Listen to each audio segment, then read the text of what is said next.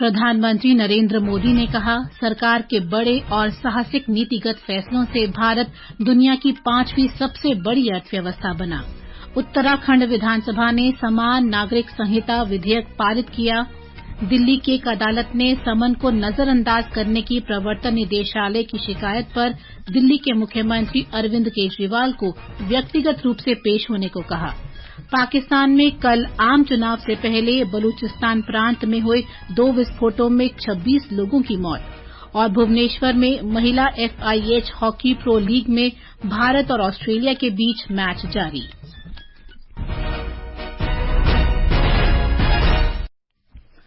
समाचार संध्या के साथ मैं प्रियंका अरोड़ा। राष्ट्रपति के अभिभाषण पर धन्यवाद प्रस्ताव का जवाब देते हुए आज राज्यसभा में प्रधानमंत्री नरेंद्र मोदी ने कहा कि उनकी सरकार के साहसिक और बड़े नीतिगत फैसलों के कारण भारत दुनिया की 5वीं सबसे बड़ी अर्थव्यवस्था बन गया है। प्रधानमंत्री ने कहा कि संयुक्त प्रगतिशील गठबंधन UPA की सरकार के दौरान देश 5 कमजोर अर्थव्यवस्थाओं में शामिल था।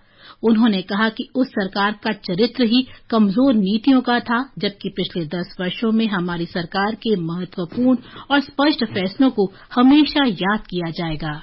मेरी गारंटी है, गरीबों के 5 लाख रुपए तक की इलाज की सुविधा आगे भी मिलती रहेगी। मोदी की गारंटी है 80% डिस्काउंट से जो दवाइयां मिल रही है, जिसका लाभ मध्यम वर्ग गरीब को मिल रहा है, वो मिलता रहेगा। किसानों को जो सम्मान निधि मिल रही है, वो सम्मान निधि चालू रहेगी। गरीबों को पक्के घर देने का मेरा कार्यक्रम जारी रहेगा। नल से जल, हम नए शौचालय बनाने की जरूरत पड़ेगी। विकास की जो दिशा हमने पकड़ी है, इसको हम किसी भी हालत में जरा भी धीमी नहीं होने देना चाहते। प्रधानमंत्री ने कहा कि विपक्ष द्वारा सार्वजनिक क्षेत्र के उपक्रमों की संख्या कम होने की बात बेबुनियाद है, क्योंकि वर्ष 2014 में जहां इनकी संख्या 234 थी, वहीं अब बढ़कर 254 हो चुकी है। आज जिस BSNL को आपने तबाह करके छोड़ा था ना, वो BSNL आज made in India 4G 5G तरफ आगे बढ़ रहा है और दुनिया का ध्यान आकर्षित कर रहा है। HAL के लिए इतने भ्रम फैलाए, आज record manufacturing, record revenue generate कर रहा है HAL। एशिया की सबसे बड़ी हेलीकॉप्टर बनाने वाली कंपनी HAL बन गई। ऊंची करके सुनाया चाहता हूं, आज LIC के शेयर रिकॉर्ड स्तर पर ट्रेड हो रहे हैं। श्री मोदी ने कहा कि उन्होंने हमेशा प्रतिस्पर्धी सहकारी संघवाद के महत्व पर जोर दिया है और राज्यों को तेजी से प्रगति के लिए स्वस्थ प्रतिस्पर्धा करनी चाहिए। एस्पिरेशनल डिस्ट्रिक्ट की जो सफलता है ना, उसमें 80% भूमिका मेरे राज्यों के सहयोग की है। राज्यों ने जो सहयोग किया है, उन्होंने एस्पिरेशनल डिस्ट्रिक्ट की मेरी भावना को समझा। आज इस एस्पिरेशनल डिस्ट्रिक्ट को आगे बढ़ाने के लिए 80% ताकत राज्यों से मिल रही है। वो राज्य की औसत में भी आखिरी पायदान पे खड़े थे, वो आज नेशनल एवरेज के साथ कॉम्पिटिशन करने लगे। ये डिस्ट्रिक्ट कभी पिछली डिस्ट्रिक्ट मानी जाती है। सबके सहयोग से हो रहा है। प्रधानमंत्री के जवाब से असंतुष्ट कांग्रेस, DMK और वाम दलों सहित विपक्षी पार्टियों ने सदन से वॉकआउट किया। सदन ने कुछ विपक्षी सदस्यों द्वारा पेश किए गए संशोधनों को अस्वीकार करते हुए राष्ट्रपति के अभिभाषण पर धन्यवाद प्रस्ताव को स्वीकार कर लिया। वित्त मंत्री निर्मला सीतारामन ने कहा है कि खुदरा मुद्रास्फीति अब स्थिर है और 2 से 6% के बीच इसे सहन किया जा सकता है। लोकसभा में अंतरिम केंद्रीय बजट 2024-25 और केंद्र शासित प्रदेश जम्मू कश्मीर के लिए अंतरिम बजट 2024-25 पर चर्चा का जवाब देते हुए वित्त मंत्री ने ये बात कही। वित्त मंत्री निर्मला सीतारामन ने बताया कि केंद्र सरकार जम्मू कश्मीर को 2023-24 में 41,751 करोड़ रुपए दे रही है और 2024-25 में 37,268 करोड़ रुपए देगी। The central government will provide the government of Jammu and Kashmir 41,751 crore in 23-24 and 37,278 crore in 24-25 as assistance to the Union Territory. वित्त मंत्री के जवाब के बाद सदन ने 2024-25 के लिए लेखा अनुदान मांगों को स्वीकृति दे दी। राज्यसभा में अंतरिम केंद्रीय बजट 2024-25 और केंद्र शासित प्रदेश जम्मू कश्मीर के अंतरिम बजट 2024-25 पर आज चर्चा शुरू हुई। वित्त मंत्री निर्मला सीतारामन ने 1 फरवरी को संसद में अंतरिम बजट पेश किया था।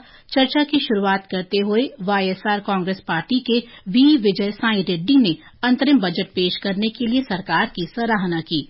भारतीय जनता पार्टी के घनश्याम तिवारी ने कहा कि पिछले 10 वर्षों में सरकार ने देश की आर्थिक वृद्धि को बढ़ावा देने के लिए कई कदम उठाए हैं। कांग्रेस के दीपेंद्र सिंह हुड्डा ने सरकार की आलोचना करते हुए कहा कि देश में बेरोजगारी की दर बढ़ गई है और रुपया डॉलर के मुकाबले गिर गया है। उत्तराखंड विधानसभा ने आज एक ऐतिहासिक फैसले में समान नागरिक संहिता यूसीसी विधेयक पारित कर दिया। उत्तराखंड ये विधेयक लागू करने वाला देश का पहला राज्य बन गया है। एक रिपोर्ट। उत्तराखंड विधानसभा में सामान्य नागरिक संहिता को पारित करने के लिए सदन में करीब 10 घंटे तक चर्चा हुई। आज सदन में चर्चा करते हुए मुख्यमंत्री पुष्कर सिंह धामी ने कहा कि यूसीसी सिर्फ एक विधेयक ही नहीं बल्कि भारत की एकात्मकता का सूत्र है। उन्होंने कहा कि इस विधेयक का उत्तराखंड से पारित होना राज्य के लिए गौरव का क्षण है। श्री धामी ने बताया कि सामान्य नागरिक संहिता विवाह, भरण पोषण, गोद लेने, उत्तराधिकार, विवाह विच्छेद जैसे मामलों में भेदभाव न करते हुए सभी को बराबरी का अधिकार देगा। आज सुबह चर्चा शुरू होने पर विपक्ष यूसीसी विधेयक को प्रवर समिति को सौंपने की मांग रखता रहा। विपक्ष का कहना था कि वे यूसीसी के खिलाफ नहीं है, लेकिन सामान्य नागरिक संहिता के मसौदे में कुछ संशोधन होना अब भी जरूरी है। चर्चा के दौरान भाजपा विधायक मुन्ना सिंह चौहान ने कहा कि यह दुर्भाग्य है कि कांग्रेस सरकार इतने वर्षों तक यूसीसी कानून नहीं ला पाई। उन्होंने कहा कि यूसीसी समय की मांग है और इसे मुस्लिम बेटियां और महिलाएं पसंद कर रही हैं। सदन में चर्चा करते हुए कैबिनेट मंत्री सौरभ बहुगुणा ने कहा कि यूसीसी नागरिकों के हितों की रक्षा करने वाला कानून है। श्री बहुगुणा ने कहा कि जरूरत पड़ने पर सामान्य नागरिक संहिता कानून में संशोधन भी किए जा सकते हैं। संजीव सुंद्रियाल, आकाशवाणी समाचार, देहरादून। ये समाचार आप आकाशवाणी से सुन रहे हैं। ये आकाशवाणी है। दिल्ली के राउस एवेन्यू अदालत ने मुख्यमंत्री अरविंद केजरीवाल को समन जारी कर 17 फरवरी को अदालत में पेश होने को कहा है। अदालत प्रवर्तन निदेशालय द्वारा दायर याचिका पर सुनवाई कर रही थी। याचिका में कहा गया है कि श्री केजरीवाल दिल्ली आबकारी नीति मामले में समन के बाद भी निदेशालय के समक्ष पेश नहीं हो रहे हैं। प्रवर्तन निदेशालय 5 बार समन जारी कर चुका है। बिहार के मुख्यमंत्री नीतीश कुमार ने आज कहा कि उनकी पार्टी जनता दल यूनाइटेड और भाजपा के बीच गठबंधन काफी मजबूत है और इसे छोड़कर कहीं जाने का सवाल ही नहीं उठता। श्री नीतीश कुमार ने नई दिल्ली के दौरे की समाप्ति के बाद पटना में संवाददाताओं से बातचीत में ये बात कही।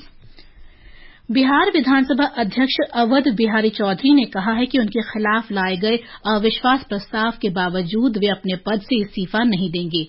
विधानसभा परिसर में मीडिया से बातचीत में श्री चौधरी ने कहा कि वे निचले सदन के नियम और प्रक्रियाओं का पालन करेंगे। उन्होंने कहा कि अविश्वास प्रस्ताव का फैसला सदन के सदस्य करेंगे। निर्वाचन आयोग ने आज शरद पवार के राष्ट्रवादी कांग्रेस पार्टी गुट के लिए नया नाम घोषित कर दिया। अब इसका नाम राष्ट्रवादी कांग्रेस पार्टी शरद चंद्र पवार रखा गया है। निर्वाचन आयोग ने कल घोषणा की थी कि अजित पवार गुट ही असली राष्ट्रवादी कांग्रेस पार्टी है। इसके बाद शरद पवार गुट को अपने राजनीतिक दल के लिए नए नाम प्रस्तुत करने के लिए कहा गया था। राष्ट्रपति द्रौपदी मुर्मू ने आज दिल्ली मेट्रो में सफर किया। राष्ट्रपति ने Kashmiri Gate Raja Nahar Singh violet line corridor पर केंद्रीय सचिवालय से नेहरू प्लेस मेट्रो स्टेशन तक यात्रा की और फिर केंद्रीय सचिवालय वापस आ गईं। अपनी यात्रा के दौरान राष्ट्रपति ने स्कूली विद्यार्थियों से बातचीत की। राष्ट्रपति मुर्मू ने नेशनल कॉमन मोबिलिटी कार्ड रूपे कार्ड का उपयोग करके मेट्रो में यात्रा की। प्रधानमंत्री नरेंद्र मोदी कल भारत मंडपम में श्रील प्रभुपाद की 150वीं जयंती के उपलक्ष्य में कार्यक्रम को संबोधित करेंगे। श्री मोदी आध्यात्मिक गुरु श्रील प्रभुपाद के सम्मान में एक स्मारक डाक टिकट और सिक्का जारी करेंगे। मध्य प्रदेश में मुख्यमंत्री डॉक्टर मोहन यादव आज हरदा पहुंचे और पटाखा फैक्ट्री में विस्फोट की घटना में घायल लोगों से मुलाकात की। राज्य सरकार ने हरदा के पुलिस अधीक्षक को हटा दिया है। डॉक्टर यादव ने अस्पताल प्रबंधन को घायलों का समुचित इलाज करने का निर्देश दिया। मुख्यमंत्री ने कहा कि पीड़ितों को हर संभव मदद दी जाएगी। ये समाचार हमारी वेबसाइट newsonair.gov.in और हमारे mobile app news on AIR पर भी उपलब्ध हैं।